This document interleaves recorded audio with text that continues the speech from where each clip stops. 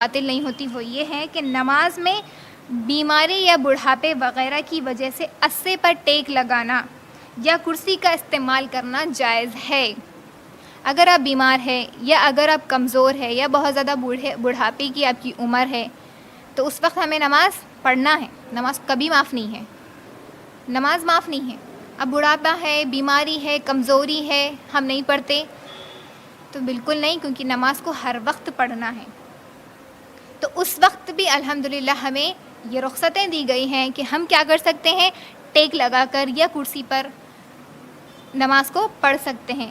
اسی طرح ہم اگر کھڑے ہو کر نماز نہیں پڑھ سکتے تو ہم بیٹھ کر بھی نماز پڑھ سکتے ہیں۔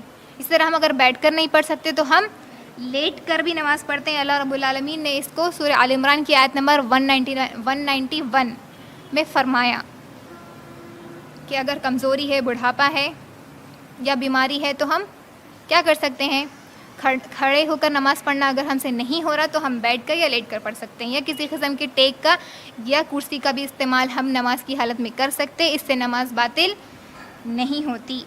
اس کے بعد بڑھاپے یا بیماری کی وجہ سے نفل نماز کا کچھ حصہ کھڑے ہو کر اور کچھ حصہ بیٹھ کر پڑھنا جائز ہے، یہ عمل بھی ہم کر سکتے ہیں۔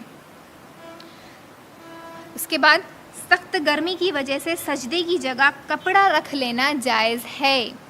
بہت زیادہ گرمی ہے اور آپ کو سجدہ کرنے میں مشکل ہے تو آپ وہاں پر کپڑا رکھ سکتے ہیں، تکیہ نہیں، کپڑا رکھ سکتے ہیں، کپڑا رکھ کر ہم سجدہ کر سکتے ہیں۔ بخاری کی روایت انس بن مالک رضی اللہ عنہ فرماتے ہیں، ہم لوگ نبی صلی اللہ علیہ وسلم کے ساتھ نماز پڑھتے اور سخت گرمی میں جب ہم میں سے کوئی بھی اپنی پیشانی زمین پر نہیں رکھ سکتا تھا تو اپنا کپڑا بچھا لیتا اور اس پر سجدہ کرتا۔